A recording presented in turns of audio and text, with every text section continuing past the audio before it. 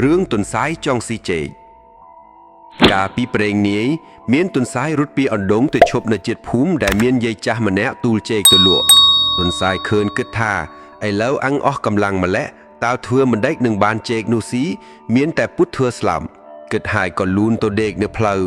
ហើយយាយចាស់នោះទូលចេកមកដល់ឃើញទុនសាយគិតថាអញមកលក់ចេកថ្ងៃនេះហើយពេញជាមានលៀបពុនពេកអញនឹងយកទុនសាយនេះទៅស្លស៊ីបានម្ដងថាហើយក៏លើកទុនសាយដាក់ក្នុងប្តីដើរទៅទុនសាយនោះកាលបើយាយចាស់ដាក់ទៅលើលោអីចេកហើយក៏បោកចេកស៊ីលក់យាយចាស់នោះដើរដល់មុខប្រទេស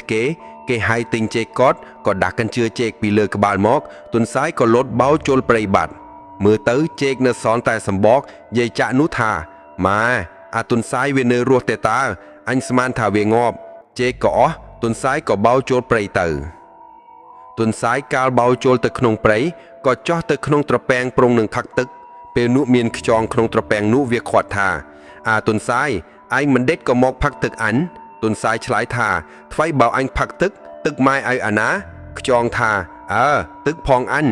ទុនសាយឆ្លើយថាបើដូច្នេះឯងបោលភ្នាល់គ្នានឹងអញបោលលើគោកឯងហែលក្នុងទឹកបើឯងហែលលឿនជាងអញមិនផឹកទឹកត្រពាំងនេះបើឯងបោលលឿនជាងឯងផឹកទឹកត្រពាំងនេះខ្យងក៏ព្រមភ្នាល់ទើបខ្យងវាគិតថា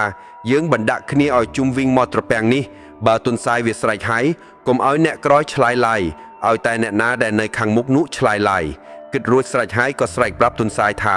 បងទុនសាយបោទៅចុះទុនសាយបោទៅស្រែកប្រាប់ទៅខ្យងបងខ្យងអើយបងខ្យងដល់ណាហើយនៅឯនេះលឿនឡើងបងទុនសាយគោកទុនសាយនិយាយថាម៉ាអានេះហែលលឿនទៅឆ្ងាយណាស់ទុនសាយបោទៅមុខហើយទៀតខ្យងខាងមុខនោះឆ្លើយឡើងទៀតបោលពុំចេះតន់ឡើយទុនសាយទទួលចាញ់ប្រាច់ខ្យងពុំហ៊ានផឹកទឹកត្រពាំងបឹងបួឯណាឡើយផឹកតែទឹកសិនសឹមតាំងពីពេលនោះមកឯទុនសាយបោលពីនោះទៅចង់ឆ្លងទៅត្រីម្ខាងតែគ្មានអ្វីសម្រាប់ឆ្លងមានតែក្រពើមួយកំពុងហែលចុះហែលឡើងទុនសាយឃើញហើយគិតថាអញធ្វើដោយមិនដេចបានក្រពើនេះយកអញទៅដាក់ឯត្រីនាយគិតហើយធ្វើជាសួរថាបងក្រពើឯងកើតអីបានជាស្បែកគ្រួតគ្រៀតពេញខ្លួនក្រពើនោះប្រាប់ទៅវិញថាគេហៅថាកើតស្រែង